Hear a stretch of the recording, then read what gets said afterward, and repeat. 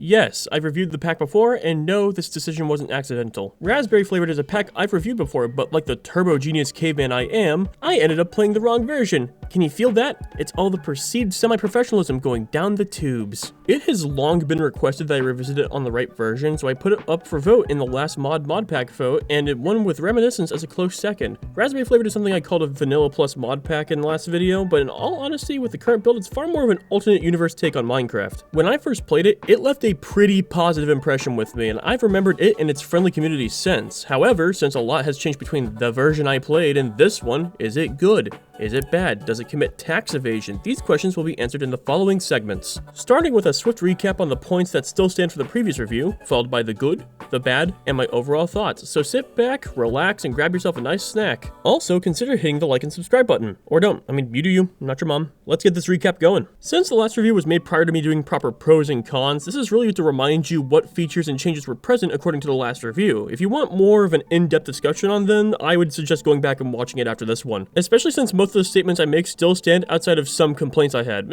Anyways, enough stalling, let's begin. A lot of recipes were reworked for the sake of prolonging aspects of the game. Create has a major role in the progression of the pack, mostly on the prospect that you need it to create not only iron and gold armor, but also new alloys. There are plenty of new mobs, trees, and plants that add some visual flair and life to Minecraft. This pack also removes the end and anything village related, which I personally vibe with for reasons I'm going to discuss. Told you it'd be a fast recap. Anyways, if I recall correctly, those are the primary takeaway points in the last video, so with those stated, let's now talk about the pros, which will likely also have new additions mentioned. Let's kick this off with an issue that has been mostly fixed. Rune portals are not only more abundant, but there's now a pearl type that helps you find them. Last time I played, there was no way to easily locate a rune portal for the dimensional tiers, and I got hard stuck with no way to get to the nether due to my world gen luck. Now, it's not only far more likely to spawn, but there's a new pearl called the Awoken Exo Pearl that will guide you directly to these runes. So while world gen still dictates how long it might take to get to one, you at least have some way to consistently locate at least one of them. Another great difference between the last version I played and this one was the fact that most things that were lost from the removal of the end were replaced with an equivalent in this mod pack. In the place of the elytra, we have a paraglider, which uses wind panels from Create and a phantom membrane to craft, and the shulker was replaced with the terrabin, which requires turtle scutes and a soul from a monster spawner. Hell, they even added an in-between of the shulker and the bundle called a sack, which can carry 12 stacks in total and can be dyed. Also, if the sacks have your compass, depth meter, and clock in them, it will still work like it's in your inventory, so now you can save inventory space. As you'll see in the footage, I made a handful of these due to their sheer convenience. Enchantments are made with tablets you personally create instead of RNG nonsense, which those of you who watched my enchanting rant videos know I welcome this with open arms. I'm always a fan of using materials to upgrade your gear over just bippity boppity here comes RNGesus.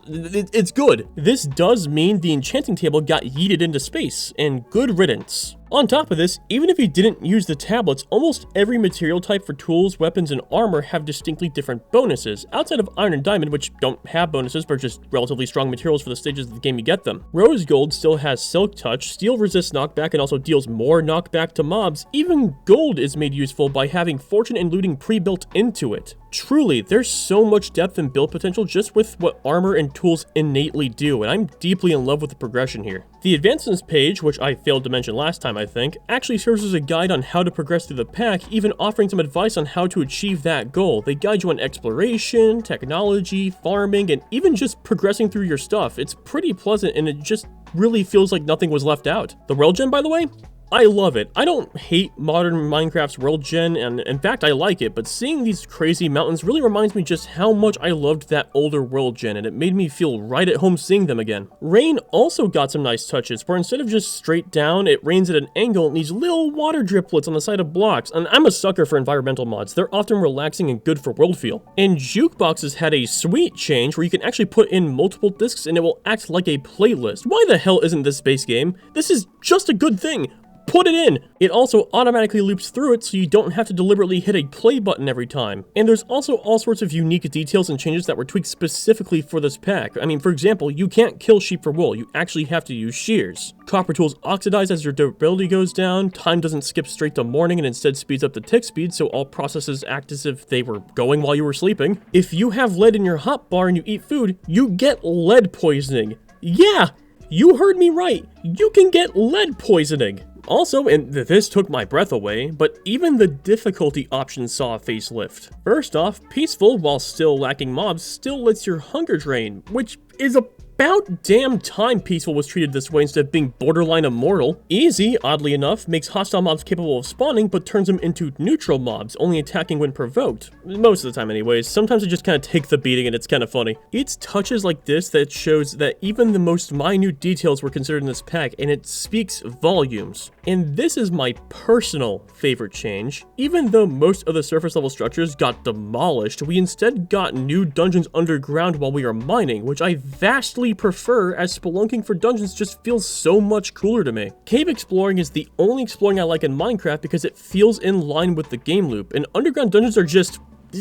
If underground dungeons were a person, I'd get married day one. Honestly, this pack has so much good going for it compared to the last version I played, and it's staggering, which is going to seem even more staggering when you realize the very few cons I had to talk about, so let's discuss those real quick. Kicking this off, sometimes things that are supposed to locate something simply don't and can lead you to an empty area of shattered dreams. This is a rare instance, as it only ever happened once, but I once used an awoken ender pearl to find a rune portal, and the area I was led to literally had nothing. I got so confused, I popped into the spectator to see what happened and found that the nearest ruin was literally hundreds of blocks away from where the pearl insisted there was something. This was a one-off fluke, but it did happen, so I had to bring it up. Another minor gripe is that even though it's definitely vastly improved over the last time I played, I'd still argue that there's a minor progression wall with the nether portals, but only if you have dog shit world gen luck, which I do.